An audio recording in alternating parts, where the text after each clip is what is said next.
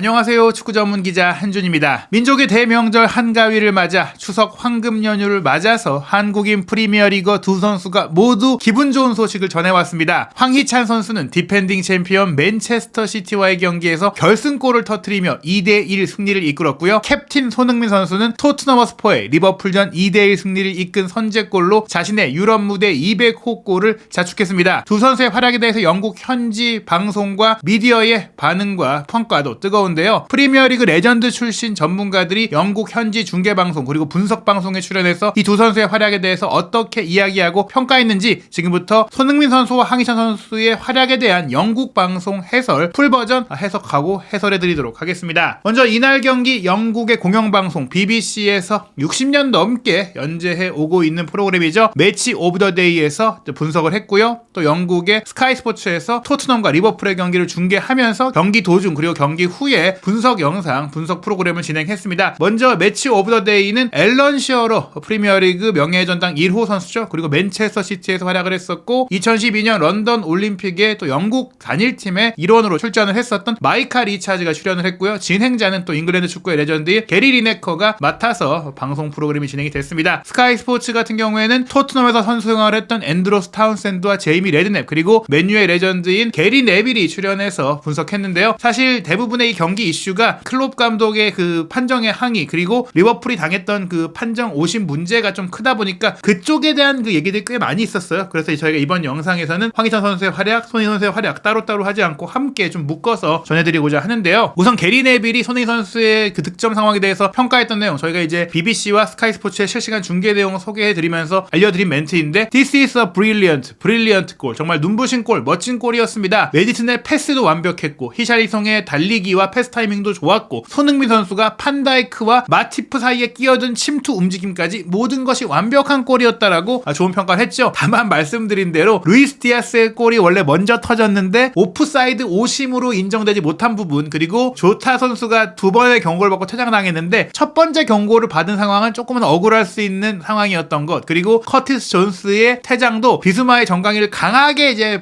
찍으면서 분명히 거친 플레이가 나오긴 했지만 애초에 의도는 공을 노리고 들어가서 공을 밟고 미끄러지면서 정강이를 가격했기 때문에 이 선수 출신 레전드들은 뭐 네빌이나 레드넵이나 타운센스나 시어러까지도 조금은 이제 리버풀이 억울할 판정이 맞다라고 이야기를 또 공통적으로 했습니다. 워낙에 많이 회자가 된 장면들이었고요. 일단 그 먼저 매치 오브 더 데이에서 그럼 울버햄튼이 어떻게 맨시티를 이길 수 있었느냐에 대한 분석을 한 게 굉장히 흥미로운 부분이 많거든요. 울브스의 3톱 공격 라인 그러니까 나란히 속도감이 좋은 네투, 쿠냐, 황희찬으로 구성된 이 3톱이 얼마나 위력적이었느냐. 우선 앨런 시어러가 이번에 그 맨시티가 분명히 고전한 것이 더브라이너 부상 중이죠. 그리고 베르나르도 실바 부상 중이죠. 로드리 퇴장 징계로 뛸 수 없는 상황이었죠. 사실 미드필드 라인의 빌드업을 담당하는 핵심 코어 자원들이 좀 이탈해 있던 전력적인 손실이 있었어요. 물론 그러한 와중에 훌리안 알바레스가 더브라이너 역할을 잘해주면서 미드필드로서 좋은 플레이를 펼쳐주고 있고 코바치치도 뭐 클래스가 아예 떨어진다고 할 수 없는 선수인데 어찌됐거나 로드리와 더브라이너, 베실바 이런 선수들의 노련미에 있어서 공 관수능력에 있어서는 분명히 문제가 있었습니다. 울버햄튼이 라인을 내리고 또 3톱 공격수가 미드필드 위치에서 굉장히 강한 압박을 시도하면서 여기도 공을 탈취하고 역습을 들어가는데 기본적으로 이제 울브스가 전환 상태에서 인크레더블 페이스라는 얘기를 했어요. 믿기지 않는 속력을 보여줬기 때문에 시어러는 위력적이었다. 쿠냐, 네투, 황희찬 이 세 명이 로드리 대신에 셋업 미드필더 후방 플레이메이킹을 하는 딥라인 플레이메이커로 활약했던 코바치치를 잘 공략했다. 그래서 지금 보여드리는 이 장면도 코바치치가 공을 빼앗기면서 네투, 쿠냐, 황희찬이 나란히 달려들어가는 장면이에요. 네투가 오른쪽, 쿠냐가 중앙, 황희찬 선수가 왼쪽에서 우다다다다 달려들어가게 되는데 공을 소유한 게 네투잖아요. 네투가 온더볼 플레이, 공을 몰고 오른쪽을 돌파하면서 쿠냐가 중앙, 황희찬 선수가 왼쪽으로 침투를 하게 되는데 이 상황에서 네투의 크로스, 컵백을 후뱅 디아스가 막으려다가 자책골을 기록을 했잖아요. 근데 이 장면에서 자책골이 나온 것은 쿠냐와 황희찬이 함께 빨리 뛰어 올라와 줬기 때문에 가능했다. 이 크로스를 막아야만 했어요. 왜냐? 쿠냐도 중앙에 있고 쿠냐가 빠뜨려도 반대쪽에 황희찬 선수가 있기 때문에 이걸 빠뜨리면 실점할 수밖에 없습니다. 그러다 보니까 급해졌고 다른 선수들도 네트 쪽으로 다 붙을 수가 없었던 거예요. 세 명이 함께 동시에 같은 속도로 올라갔기 때문에 대단했다. 시어러가 코바치치가 너무나 많이 공을 잃기도 했지만 맨시티를 상대하려면 완벽한 플레이를 해야 된다. 코바치치를 지적할 게 아니라 울브스가 맨시티를 상대로 압박도 좋았고 압박 후에 역습 상태에서 움직임과 위치 선정과 마무리까지 좋았다. 물론 자책골이 들어갔기 때문에 운이 따라줬다라고도 말할 수 있겠지만 이 운조차도 이 3 쓰리톱이 함께 열심히 규율에 맞춰서 올라가 줬기 때문에 따라올 수 있었다라는 겁니다. 구체적인 장면들이 나올 때 또 황희찬 선수가 어떤 역할을 했는지 보이는데요. 이 장면도 이제 중앙 지역에서 쿠냐와 네투가 압박에 가담하면서 또 코바치치를 이제 무너뜨리고 역습이 전개되는 상황인데, 이게 앞선 그 선제골 장면뿐 아니라 경기 내내 있었다라고 했어요. 그러면서 울브스 공격 쓰리톱은 공을 얻자마자 함께 동시에 우다다 달려들었고, 또 규율을 갖춘데 그냥 무질서하게 혼자 뛰어간 게 아니라 어디에서 골이